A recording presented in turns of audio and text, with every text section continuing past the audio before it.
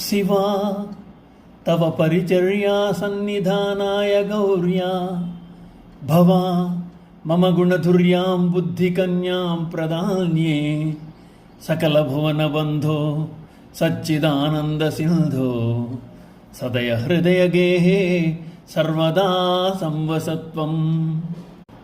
శంకరాచార్యుల వారు అలా ఈశ్వరుని కోసం శోధిస్తూ తిరుగుతున్నారు. శివుని స్వరూపం మదిలో మెదిలింది.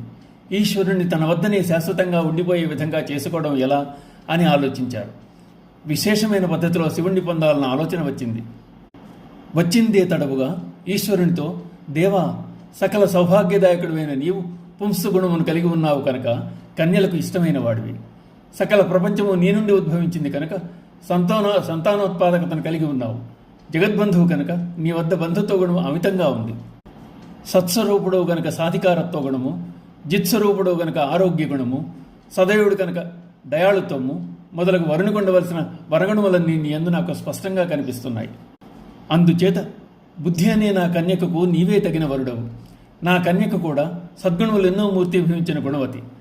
గౌరీ సహితుడైన నీకు సపర్యాలందించేందుకు నీ యొద్ద ఉండుటకు నా బుద్ధి అని కన్యను దానముగా ఇచ్చుతున్నాను. బ్రహ్మ వివాహం నీ మనకు పరిగ్రహింపు. ఉభయ పత్నులతో చతురత్వం మెలిగి సమరసభావమును కలిగించి నా హృదయ కుహరమును సుఖముగా నివసింపము. నీకు మామగారిని ఆనందించే అవకాశము నాకిమ్ము అన్నారు శంకర్లు. ఈ సందర్భంలో శంకర్లు శివునితో సాగించిన సంభాషణను ఈ విధంగా చమత్కరించారు ఒక భావుకుడు. నా వద్ద నీకు తగ్గ కన్యక ఉంది, రావయ్యా, నీకిచ్చి వివాహం చేస్తాను అని శంకర్లు శివునికి ఆశ చూపారు. అప్పుడు శివుడు, నీకు పెళ్ళే కాలేదు కదా, పిల్లలెక్కడా అని కొంటెగా అడిగారట.